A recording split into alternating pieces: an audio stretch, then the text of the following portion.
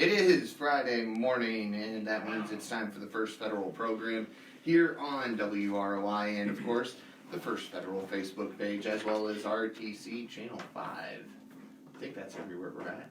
That's correct, Paul. Oh, good morning, Todd. Thank you, Paul. Todd Van Sickle here today with Tanner Lee from the bank, and we also have Terry Lee from the Fulton County Economic Development Corporation here today. So Terry's going to talk with us in a little bit and about things going on with FedCo. And yes, it is a beautiful morning. Sun's rising. Yeah. Heard your temperature forecast a few minutes ago. Upper 40s this weekend. Yeah. Turning to almost 60 on Monday. Yes. I heard you say 59, but we need to think optimistically. Let's just call it 60, okay? Yeah, we'll call it 60. So you can tell it's spring, basically. That's good because some of the seasonal businesses are opening. Flagpole opened yesterday. Ncaa today, I think. I saw on the Rochester Glass sign today that youth baseball forms are available to pick up. So signs of spring's coming. That's great. Sectional basketball time. A lot of good things with that. Oh, yeah. So some news updates. Indiana is now offering vaccines to age 50 and greater. The good news about that, teachers of any age are now eligible to get vaccinated, but they'll need to get their shots at Kroger, Meijer, or Walmart. Sign-ups can be done on their websites. Speaking from personal experience, I've been vaccinated now and was able to get Kroger's, and so that might be a solution if you're looking at scheduling vaccines out there. Go through the 211 call or rshotIN.gov. Also, the state of Indiana is offering a max vaccination site this weekend at the Indianapolis Motor Speedway. Yeah, they are. I think they plan on getting 5,000 to 6,000 a day done. Yeah. That's good news, too, for Hoosier citizens. So far, over 1 million Hoosiers have received their first vaccination, and over 660,000 have both vaccines. So that's good news as we continue to try to work our way out of the COVID pandemic. Yes. Other news, the Senate will probably pass the $1.9 trillion COVID relief bill. That's trillion with a T. It's a lot of zeros, Tanner. Yes, it is.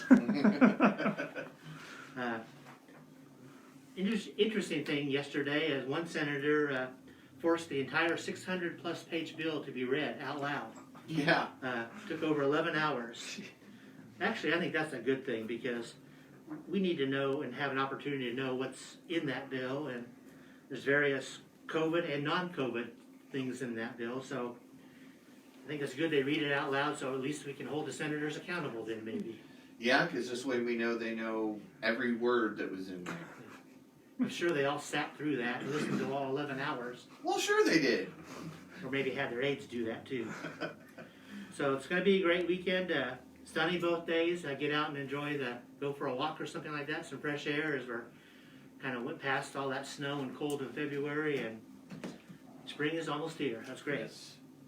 Trivia today. Talked about boys sectional basketball time, Paul. Okay. Going to test your Indiana High School Athletic Association history. Mm. You know much about that? A little bit. Okay.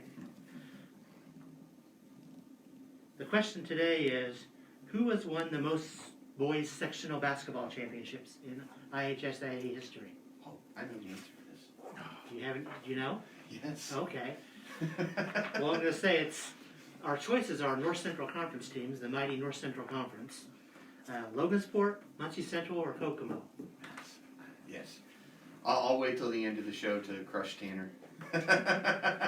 Well, we'll talk about that because I may have some follow-up trivia questions for you on that. Okay. If you get it too easy. Okay. Tanner, welcome to sports today. I want to talk about sports. Morning. I was kind of afraid after I wrote that question that Paul might have seen that somewhere, but... Yes, I saw it right here on WROI during the sectional preview show.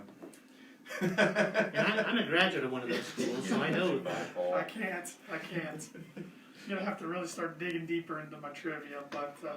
yeah, a lot of sports going on. It's an exciting time, like you mentioned, Todd, sectional basketball time right now. And Rochester's got a sectional matchup tonight against North Newton. That's the late game at 8:30 down at Delphi High School.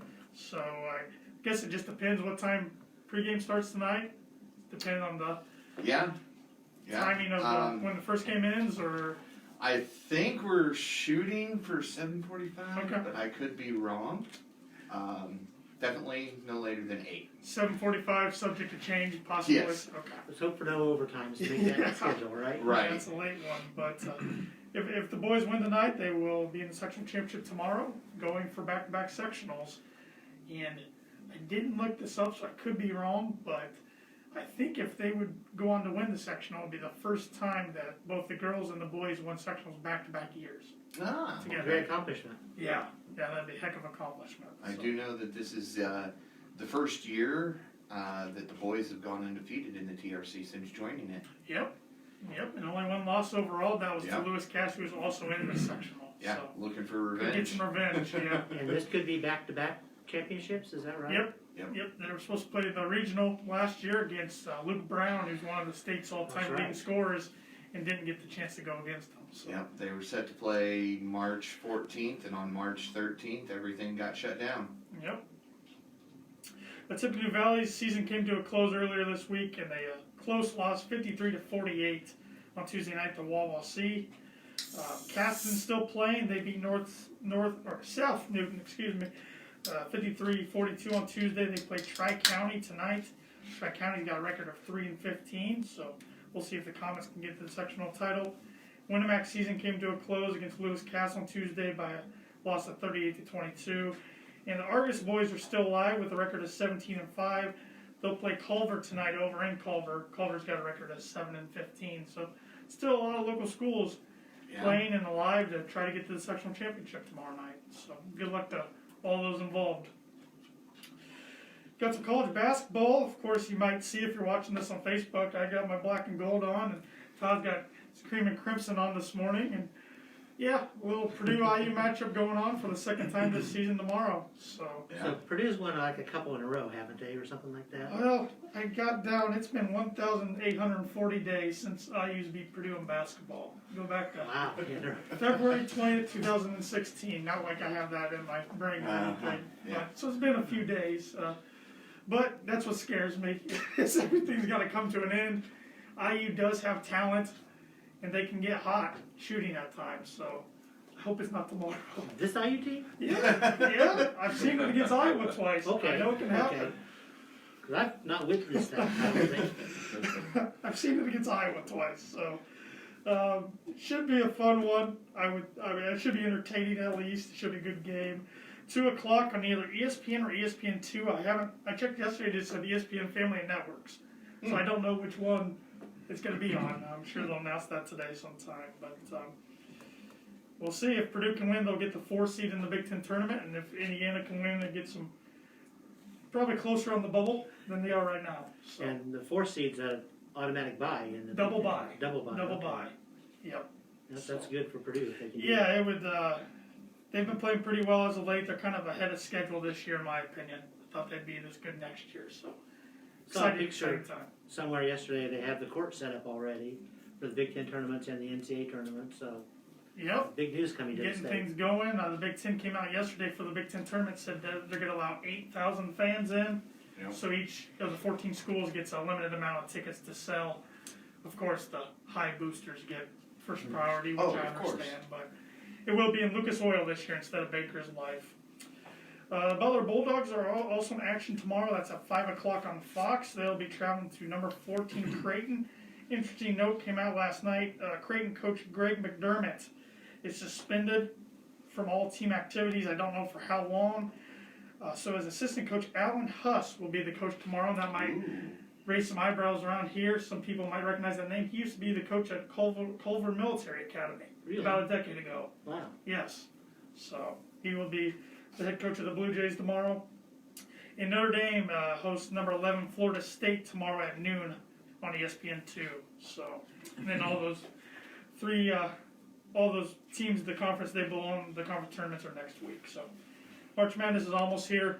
Almost. So next Sunday we'll know the brackets. Yep. That's next Sunday. Next wow. Sunday, yep. Got some tidbits here this morning. Paul, I'm sure you read this in your history book when you were growing up in school. On this day in 1770, the Boston Massacre took place. Yep. So British troops fired into a Boston crowd, killing 5 people. including Yes. Crispus Attucks. That was the first person killed. You're It's right. usually a good trivia question to Yeah, know. that is a good one. So, You'll have to remember that for next year. I'll mark it down.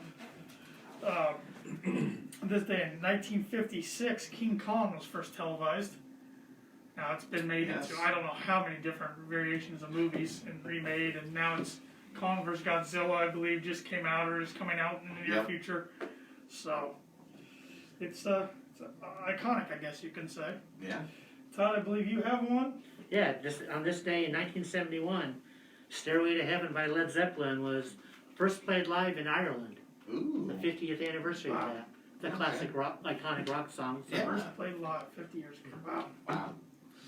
Still on the airwaves today on a lot of classic rock stations. Yes. And on this day in 2019, Kylie Jenner became the world's youngest billionaire, that's with a B, at the age of 21. Now I'm a little naive on this. After I got the notes from you yesterday, Yeah. Tanner, I asked my wife. So, what does Kylie Jenner do to get $1 That's a million? fantastic question. She's part of Instagram. she's part of a famous family, and she's got her own line of products and does a lot on Instagram, and I really can't tell you what she does. So my wife said she's a significant social media influencer. That's a good way to I put think it, I would that's a say. Yeah. job now. I Yeah, guess. it's, Believe it or not, it is. some people know how to, There's kids that are 6 years old that have more money than we're ever going to make in our there's lifetime. some people that know how to get their brand out there. Yeah. So Paul, are you training your kids on social media? To... No. Okay. No. That's probably a good thing.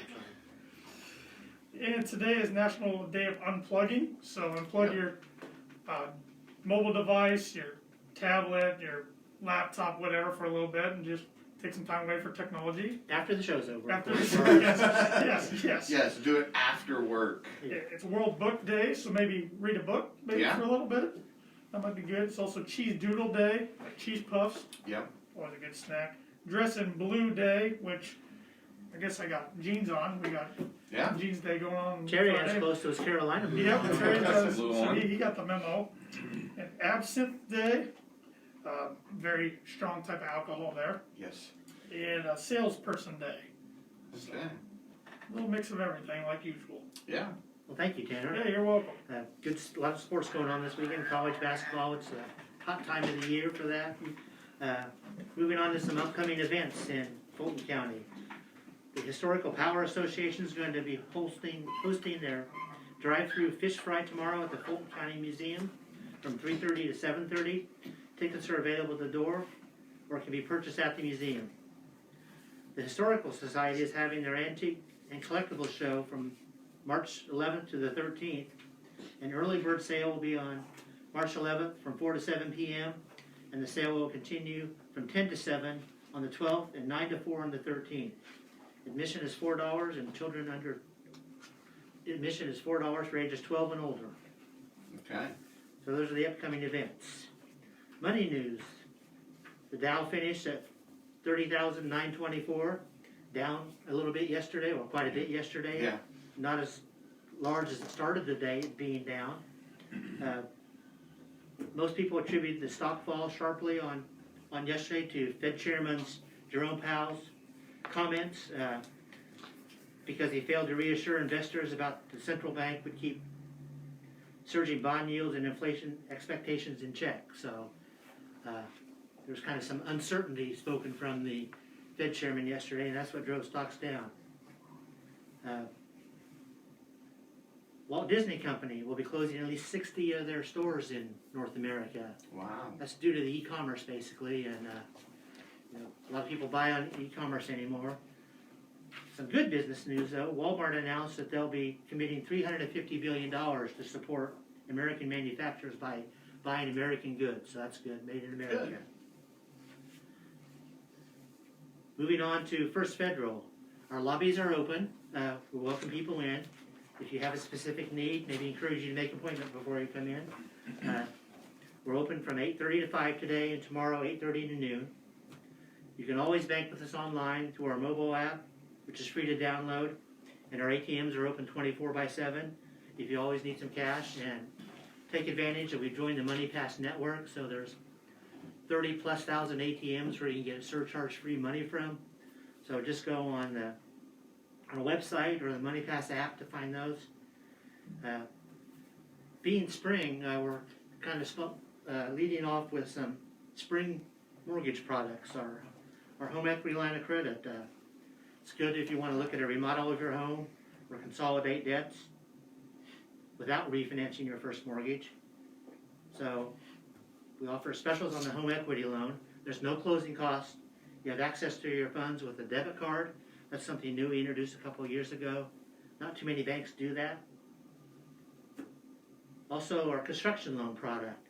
We have a one-step construction loan. So you do one closing and you have access to your construction funds. Then it converts automatically to a permanent mortgage loan. So see Ben Dalton or Stacy Wilson about that. They'd be happy to help you out. We offer free checking accounts and simply free business checking accounts. When you open a checking account, you get a free gift. Tomorrow is our last day for the vegetable chopper and the FFSB water bottle. Next we'll start offering different gifts, so if you want one of those, come in this weekend to open an account. We offer commercial lending for business. Contact Lending Breeden for more information. We're the only locally owned bank in Fulton County. We don't want to be the biggest, just the best. Borrowers must meet underwriting guidelines. We are FDIC insured and an equal housing lender. Our NMLS number is 399927. And that makes us legal. Great, thank you. Our special guest today is Terry Lee, Executive Director of the Fulton County Economic Development Corporation. Welcome, Terry. Thanks, Todd. You have a lot going on usually at FedCo, and I think it's been a while since we've talked to you. You have an event coming up in the next couple of weeks. Why don't you tell us about that? You're talking about the first pitch, right? So, yes. We've done a lot through FedCo with small businesses and entrepreneurship, and we've done pitch competitions for existing businesses that maybe want to grow. We had an event at Giretti's Banquet Center in 2019, I guess it was, and a couple years back we looked at our strategic plan and said, there's a kind of a charge here to get something started with youth entrepreneurship. And I was at Rochester High School a few years ago and talking to the Project Lead the Way crew, and one kid was like, I remember exactly where we were standing. He's like, if I knew how to put together a business plan or run a business, I would have turned my XYZ into the big business by now. I was like, okay, we got to get to the kids somehow, and just not that we're necessarily trying to pull businesses out of kids that are 16, 17, 18 years old, but get them thinking about that opportunity, possibility exists. If you look around the community, how many businesses do we have in Fulton County that are locally owned?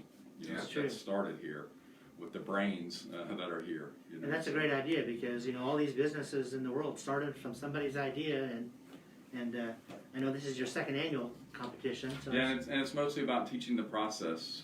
So if any of these products actually turn into commercial products, that'd be, just a bonus, But Right. I think the winning product last year, this is our second year.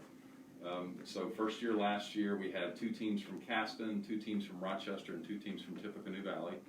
The product from Rochester that won last year was a couple years ago. We actually helped introduce the school to the Purdue Polytechnic, like not a sprint car, but it's a the electronic. Battery operated car, cars. So the kids that had at Rochester got started with that. Joel Lau doing a great job over there with keeping the kids on track with some programs. So with their kit that they get with this car system that they have to basically assemble and race in a time trial at Indy during the month of May, which our team won the first year. They redesigned a piece of their car, and I think maybe it's actually being pushed out there now, to other competitors that they could use this battery tray piece that saves some weight in the car. So that's a great success story. I mean, they had this first pitch program. They got their business plan together, presented it, won. Potentially viable commercial product out there. So now we have 5 teams competing this year too. 5 teams this year, 2 from Rochester, 2 from Tippecanoe Valley, 1 from Caston. I want to thank Aaron Ebrecht with Tippecanoe Valley, Amy Myers with Caston, and then Joel Lau at Rochester High School. They're kind of the point folks for each team. If the kids are half as competitive as the teachers that are getting them ready, it should be a really good show. We did have to move it back just because of spacing and capacity at the Learning Center. We had to move the event back from next Thursday, the 11th, to the following Thursday, the 18th. Okay. It goes from 9 to 11:30. I want to thank RAMC. They're actually coming up with cash prizes. So what do they get for winning? Cash prizes. Each team will actually be awarded some cash prize, but the top prize is $500, and we thank RAMC for that. We also, thank you for their sponsorship. We thank Joe Coate. He's with RAMC. He's going to be one of the judges. Monty Hoffman from Machine Castings in Rochester Ford is going to serve as a judge.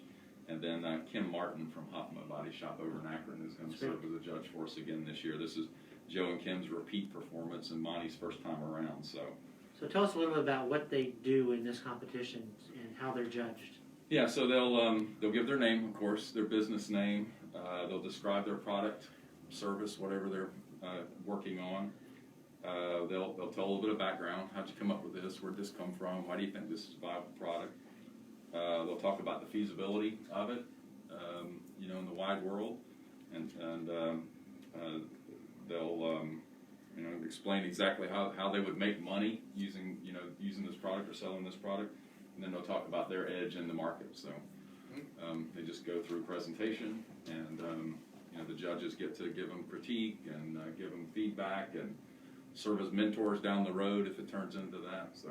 That's a great challenging opportunity, and as you know, we have a success story from the first year, something that went on to be a viable product. So, and unfortunately, we're not open to the public with this, but RTC, I don't know if I think RTC is going to be there. I don't know if you guys are going to be there. Not that I'm aware of. Okay, well, come on. But RTC will be there taping it and Right. playing it back at a later date. I Right. do know that much. Yeah. So yeah, it's about.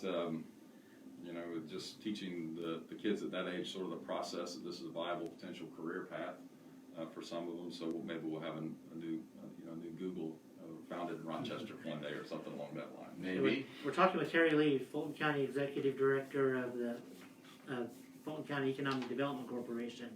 That's just one of the things you do for development in the community. This is part of your BizGo program, I think, right? Mm-hmm. BizGo, yeah. That includes a loan program, counseling program, business planning program. So we run. We're starting another class right now at the next level. It's a really great class for somebody that wants to launch a business or maybe is new in the business world and wants to, maybe spend a little more focus on the finance side, or maybe spend a little more focus on marketing side or determining their market. So. It's a really great class. It's very inexpensive for what value we bring. Fedco covers most of the expense of the class. We basically just charge them for materials. So that'll be, we try to hold that class twice a year. We only did it once last year because of COVID. We'll do it, we hope, twice this year. I know we've got a couple of businesses that are either signed up or at least interested so far. So that's part of BizGrow, and it's open to any business in the community. Our loan program is limited by USDA to businesses under $1 million gross annual. We don't compete with banks. We fill a gap, if you will, for banks. Sometimes we'll take a smaller loan that banks may not be interested in doing just to help a business along. So we don't restructure payments if we have to, just really to help support the business, give them tools to kind of move their project forward. It's not just a loan, give me your payment. It's a loan, help you give us your payments. And so we continue to support even after the loan is made. Fedco is a great community partner with that, providing advice and counseling and services to new and existing businesses that somebody may need a little help up with something. And so. Yeah, and I should mention, I don't think I did, Small Business Development Center is one of our partners. We have those guys here at least once a month. Tracy Davis has done a lot with the kids from the schools to kind of prepare them for the pitch. And that consultation is available to any business in the community that wants that. So you can contact them through our office if you like. So Terry, how has COVID impacted Fedco in the last year, and will you be offering additional services this year as we're coming out of the pandemic, it looks like? Well, the biggest thing I think about the pandemic for businesses was just the uncertainty, and then the limitations.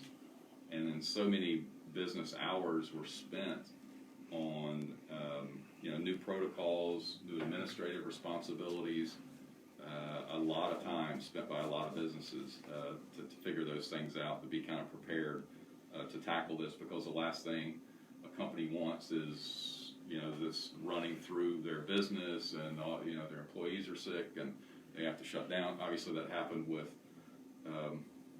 several businesses. We didn't have any of our larger employers, factories and stuff, have much in the way of problems with it in terms of having to close down, but of course their business was affected because other plants in the area were closed, and things were, again, I think uncertainty was probably, you spoke about that with the Fed chairman's Well, comments. we as a bank had to go through that too. We spent a lot of time, planning and making sure protocols were in place for safety, and every business had to do that. And how do you handle potential staff shortages? And Fedco is a great resource to help with some of that too. Yeah, we the worst thing about it is we had 37 people in the county pass away because of it directly. So most of those were 80 years plus. That's a lot of institutional knowledge and in our community that we've lost. So that's probably the biggest thing. I'm not aware of any businesses that have closed specifically because of it, and I think that's credit to many who just became more flexible, maybe became more innovative in their approach to what they do to survive. It was kind of survival mode, we're seeing the light at the end of the tunnel. We pulled together a couple things last year. We worked with the county on a Office of Community and Rural Affairs, a COVID recovery grant. We were able to get $250,000 from Okra and $5,000 on a Duke Energy grant. So we awarded those funds to around 30 Fulton County businesses. Again, under $1 million gross, under 50 employees. So mom and pop, retail, small service, restaurants in particular, really benefited from that. So the largest grant award was $10,000. But when you're a small business, $8,000, $7,000, $8,000, $10,000 makes a big difference. So we were able to work with the county. They were the applicant for that. We were successful in getting that. We're applying for that again now. That's great. I think the application was actually put in. Well, actually, it's due next Thursday. So, and this time around, it's a split focus. The grant is a little bit different. It's a split focus. So we're applying for the same amount, $250,000. But 200 of that we're targeting towards small businesses. 50,000 we're targeting to food bank assistance. Now, this is just an application right now. The award won't be announced until the middle of April. So we'll do everything we need to do to try to get this grant, and then the awards are supposed to be announced April 15, and then it's just the paperwork involved, if you will. So there'll be more news coming about that after the grant gets awarded and how people may qualify for that later in April. Right, but we don't expect to actually have the money to award until maybe even the 1st of June. So, okay. And that is a split. And this time around, it was a little bit different. They didn't require local match dollars at all the first time. They're not requiring it this time, but to be competitive, bring local match. So the city was willing to kick in $10,000, and the county, I believe, has approved $10,000, and the community foundation is putting in $5,000. So that'll give us basically $220 if we get the grant for businesses, and $55 for food bank. That's great. That shows another example of the community partnership we have in Rochester and Fulton County, how everybody works together to try to help improve the quality of life here and the business environment here. And Fedco helps lead that way, and thank you for all you and your board do. Oh, you're welcome. You're welcome. It's a kind of a juggling act. Sometimes I've got some notes here. I have kind of been breaking down the projects that I work on, and in the last 2 weeks leading up to this week, out of 38 projects projects, if you will. 10 of those were in manufacturing, business retention or expansion. 5 of those were in like new business, manufacturing attraction. 1 on the agriculture side. 12 small business or service type businesses that we assisted, that I personally assisted with in some way. That doesn't count what Amy's doing and what Tiffany's doing and so forth. And then those are your staff members, or Tiffany Futrell's my assistant, and then Amy Beachy is a contractor that we've worked with since I've been here. She works specifically on the biz grow side, and very organized and very passionate about what she does. So we're lucky to have her as one of our cohorts in crime over there. So we've been talking with Terry Lee, Executive Director of Fulton County Economic Development Corporation. In the last couple minutes as we wrap up, anything you want to add about what you're doing this year and other things that are going on? Yeah, probably one of the biggest things right now is after a few years working on this, we have an expansion area ready in our industrial park on the north end of Blackadder Drive. So if you're on 4th Street, you turn between the RTC garage and Monty Hoffman's machine castings building there across from the Eagles, go down to the end of that street. We've got 32 acres that we've had the plat approved. We just had an archaeology test done this week to make sure we didn't have any arrowheads out there or, Potawatomi pottery or anything like that. So that was clear. So we'll have that hopefully ready for, as soon as we get that report in, ready for bid, get the road in this year. We're borrowing funds. The plan is to borrow funds through a USDA product that's available through the Fulton County REMC. It's a great interest rate for us in terms. So we should be able to get that road in, get our drainage features in. We've sold 3 lots so far. That's great. Good prices on the lots. The buildings that are going up are smaller, 5 to 6, 7,000 square foot buildings, but it's 2 businesses that, we wanted to keep in the community. They had, were renting spaces they needed to get out of, so we've sold a couple of lots. We will have, let me do the math here, 5 additional, basically 2-acre lots for sale, and then 2 7-acre lots. So we have a ground that's zoned industrial, so if there's a business that's needs an extra space, needs an extra building, then contact me at the Fedco office and we will set you up. So this is great to keep jobs in the community and potentially recruit new employers to the community, because there's Absolutely. ground available to expand. Absolutely. And we've got, again, 2 companies that are, we're getting down to the details of, what size drainage tile do I need under my driveway and things like that. So they have their builder lined up for the year, and so we'll have some new construction out there. Well, thank you, Terry. We appreciate your time this morning and all that Fedco does for our community and My pleasure. improving the quality of life and recruiting employers and making sure that our businesses can survive and thrive here. And thank you for all you do. Oh, you're welcome. My pleasure. So, Paul, sectional basketball, most sectional championships. Kokomo. Kokomo, how many? Over 70. 74. Okay. How about girls? Yeah, Paul. Smarty pants. We didn't cover that one, Tanner. We didn't cover girls during the boys sectional preview show. Rushville with 31. Okay, Rushville Yep. at 31 for the girls. So the Kokomo Wildcats do play in the sectional tonight, so we're trying to move that on to Yeah. play McCutcheon tonight, actually. Yep. I'm a Kokomo Wildcat myself, so I know that. Okay. Just one other trivia question. When did they win the state championship? Oh, I have no clue. Okay. We'll give you a pass on that. 1961. Oh, okay. Okay. Well, everybody get out and enjoy the weekend. To close with some words of wisdom. Every successful individual knows that his or her achievement depends on persons working together. All That's right. from Paul Ryan, American politician. Very good words of wisdom to close on. We'll see you guys next week. Thank you, Paul. Thank you.